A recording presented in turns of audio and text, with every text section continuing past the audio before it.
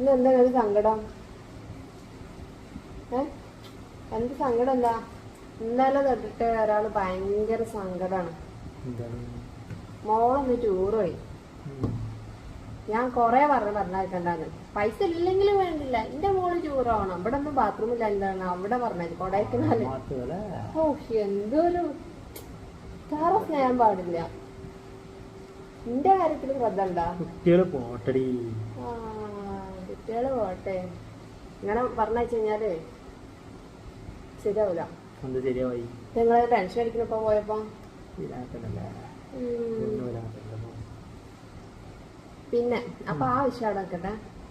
പിന്നെ എനിക്ക് പറയാനുള്ളത്, നെഗറ്റീവ് കമന്റ് ഇടുന്ന ആൾക്കാരോടാണ്. നന്നായിട്ട് നെഗറ്റീവ് കമന്റ് ഇടുന്നുണ്ട്, ഇട്ടോളി. പക്ഷെ ഫേക്കിന് വന്നിട്ട് എന്തിനാണ് ഇങ്ങനെ ഇടുന്നത്? അങ്ങനെ ഇടണമെന്നുണ്ടെങ്കിൽ ഒറിജിനൽ അക്കൗണ്ടിൽ വന്നിട്ട് നല്ല കമന്റ് ഒക്കെ ഇടിക്കും. കേൾക്കുമ്പോൾ നല്ല സന്തോഷം തോന്നുന്നുണ്ട്. നിങ്ങൾ വിചാരിക്കും ഇങ്ങനത്തെ വേണ്ടാത്ത കമന്റ് ഇടുമ്പോ സാഡായി ഞാണ്ട് കരഞ്ഞ് അങ്ങനെ. ആ ടൈമൊക്കെ ഇന്ത്യ കഴിഞ്ഞു പോയി. കുറെ നമ്മൾ അനുഭവിച്ചതാണ്. അതുകൊണ്ട് അതൊക്കെ കഴിഞ്ഞു. അപ്പോൾ സപ്പോർട്ട് ചെയ്യുന്ന ആൾക്കാരുണ്ട്, അവരോട് താങ്ക്സ് തന്നെയാണ് പറയാനുള്ളത്. അങ്ങനെ നല്ല സപ്പോർട്ട് ചെയ്യുന്ന കുറെ ആൾക്കാരുണ്ട്. മറ്റുള്ളവർ പറഞ്ഞോട്ടെ, ഈ അത് മെയിൻറ്റെയിൻ ചെയ്യണ്ട എന്ന് പറയുന്നുണ്ട്. പക്ഷെ അതിൽ നെഗറ്റീവ് കമന്റ് ഉണ്ട് എനിക്ക് തോന്നുന്നത് എൻ്റെ ഫസ്റ്റ് മാരേജിന്റെ ആൾക്കാരുണ്ടാവും, കുടുംബക്കാര്, ഫ്രണ്ട്സ്, മറ്റുള്ള കാര്യങ്ങളുണ്ടാവും, അവരായിരിക്കും. പിന്നെ ഉള്ളത് എൻ്റെ ഫാമിലിയിൽ തന്നെ ചിലർക്ക് പറ്റായിക ഉണ്ടാവുമല്ലോ, നല്ല രീതിയിൽ ജീവിക്കുന്ന പറ്റായിക ഉണ്ടാവും. അപ്പോൾ അവരായിരിക്കാന്നുണ്ട്. നമുക്ക് ഫുള്ള് ആരെയും ഗസ് ചെയ്യാൻ പറ്റൂല. ഫേക്കെന്നാണ് വന്നിട്ടുണ്ടാക്കുന്നതും പറയണൊക്കെ. എന്റെ ഹസ്ബൻഡിനോട് വേണ്ടാത്തരം പറയാ. പിന്നെ കൊറേ നേരമ്പന്മാരുണ്ട് അതുണ്ട് മെസ്സേജ് അയപ്പിക്കാനും വേണ്ടി റോങ് ആയിട്ട് ഇതാക്കി നമ്മൾ ചോദിക്കല്ല. ഒരു മെസ്സേജ് കിട്ടിയാൽ മതി, എന്തായാലും തെറിയിക്കോട്ടെ, എന്തെങ്കിലും ഒരു മെസ്സേജ് കിട്ടിയാൽ മതി. അവർക്ക് എന്ത് ഒരു സുഖമാണത്, മനസ്സിലാക്കുക. അതിനടിക്കുന്നവരാണ് കുറേ ആൾക്കാർ.